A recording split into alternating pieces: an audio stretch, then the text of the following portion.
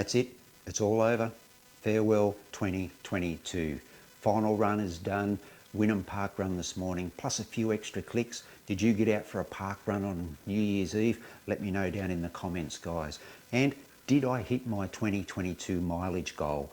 Well, in this video, I'm going to go through all my 2022 goals, where they're hits, where they're misses. Stick around and find out.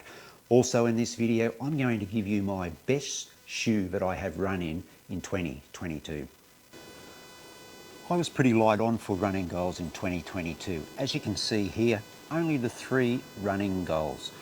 UTA 100 that I was due to run in May of this year was postponed because there was so much rain in the Blue Mountains area west of Sydney that the trails were deemed a little bit unsafe, and I transferred my entry to 2023. So I guess you could say that the UTA 100 was a miss because I didn't do it. Now the marathon, I hadn't run a marathon since 2017, and yes, this is a tick for one of the goals.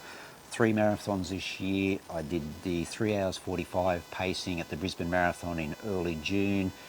I had that failed sub 3 hour marathon attempt at the Gold Coast in early July, 3:08 and some change.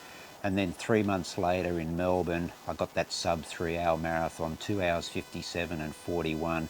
So I guess that's a huge tick for that 2022 goal. And finally, like I mentioned at the start of this video, guys, my 2022 mileage goal was 5,000 kilometres. And yes, I did it. Actually, I did it with a lot to spare, because today's park run and those few extra clicks that I did took me to 5,763 kilometres for the year. And that's one of my biggest running years to date. So really happy with that. Yeah, there was a few weeks there where I was out with COVID and a couple of niggles here and there. 2 out of 3 ain't bad. So I'm putting 2022 down as a really successful year, because ticking off that marathon, ticking off that mileage goal, and there was also some really good races in there as well over the half marathon and 10K distances. And overall, I ran my fastest times for a number of years, from 5K right through to the marathon. Now, I'm not going to go through my 2023 goals in this video, guys. Look out for that video in the coming days, because I'm going to set down some 2023 goals. So make sure you come back and visit the channel and see what some of my goals are for 2023. Now, let me know also in the comments, guys, if you hit your 2022 goals, and if you did comment on my video from earlier this year where you also put down some of your goals. Go back and have a look and just see if you did meet those goals. All right, guys, now it's time to reveal my best running shoe for 2022, and I think you're going to be surprised which shoe I have gone for. And this subject is always open to debate, always strikes up a lot of conversation, because every runner's different. Every runner has personal choices on what feels good for them on their foot and when they're running. And I guess for me, I'm not in a position where I'm able to go out and buy mass amount of running shoes. I do use the revenue that I get from this YouTube channel. You know, those ads that you see at the start and midway through the videos. That bit of revenue helps to support the channel, and I'm really appreciative of those people who do watch these videos. The longer you watch those ads, guys, the more support that does give here on the channel, and allows me to buy more running shoes and share my views on those running shoes and other running gear as well. As you can see here, there's 8 pairs of shoes that I have introduced into my running in 2022. These are 2022 models. I've discounted any other shoes that I did buy in 2022 that were older models. The contenders are from Nike, the Street Fly, Pegasus 39, Invincible 2, Hoka has the Bondi 8, and their trail shoe, the Speed Goat 5. From Asics, we have the Nova Blast 3, and the carbon plated racing shoe, Metaspeed Sky Plus. And from Saucony, we have the Kinvara 13. Now, all of these shoes have been used quite extensively in my running rotation throughout the year. They've all got their specific uses. Obviously, the carbon plated race shoe, recovery shoe, park run shoe, trail shoe, everyday trainer, etc., etc. All right, let's get to the nitty gritty. I'm just going to give you my podium for 2022. And coming in third spot is the ASICS Nova Blast 3. Now the only reason this is so low on the podium is because this is only a reasonably new shoe in my rotation, less than 150 kilometers run in this shoe, but I'm loving it. It's really working well for me, my preparation for the Tarawera 102 kilometer trail race. Love the Nova Blast 1s, didn't think much of the 2s, but the number 3s are back and really enjoying running in them. If I had longer in this shoe, it may well have been a little bit higher on the podium. Coming in second spot, silver position, is also from ASICS. It's the Metaspeed Sky Plus. This is a beautiful race shoe.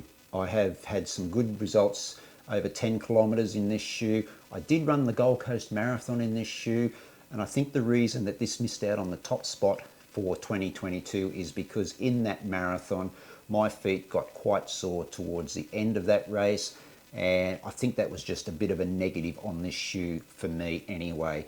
But distances up to half marathon, fantastic, and really looking forward to some more races in this shoe. In fact, I'm going to be running in this shoe tomorrow, New Year's Day park run at Sandgate. I'm actually a bit excited to see how this shoe will perform over 5 kilometers, but it has missed out on the gold medal. All right, so what's the gold medal, guys? Can you select a shoe that's left here in the range that might be my gold medal? Come on, hit me up in the comments down below before I announce what that shoe is. All right, here we go. Drum roll. My best running shoe for 2023, bearing in mind this is from my running shoe collection, is from Saucony, the Kinvara 13. I absolutely love running in this shoe. It is lightweight. I've done everything from interval sessions through to long runs in this shoe. It performs fantastically. The energy return from this shoe is excellent. Did I say it was comfortable? It's comfortable. And I just love what Saucony are doing with their shoes at the moment. I've loved running in the Speed 2s, and the Kinvara has really jumped out and surprised me. Didn't think that it would rate as high as it has, but the more kilometers that I have put into this shoe, the better it has performed. I think I'm around about 500 kilometers in this shoe, and it has still got a lot of life in it. And if you have a look at that outsole, guys, look at that. It's hardly even been touched. 500 kilometers. This is all on roads. There's been no grass running or anything like that with this shoe. It is just really standing up. Yeah, it's a bit grubby, yep, I'll admit to that, but showing no signs of scuff marks. It's just been a really solid everyday trainer. Now this has been a real surprise as my best running shoe for 2022. It's just been perfect as an everyday trainer. How'd you go, guys? Did you think that that would be my best running shoe for 2022? It surprised me, but I've had a lot of fun running in that shoe. Let me know in the comments, guys, what your best shoe has been for 2022.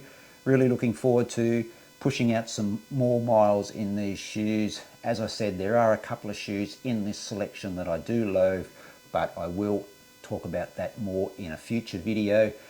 But for now, guys, that's it for a look back at 2022, my running goals, and also my best shoe of 2022.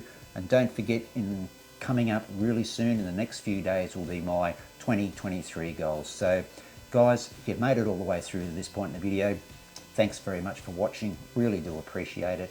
And if you're out there running, remember, take care, and I will see you in the next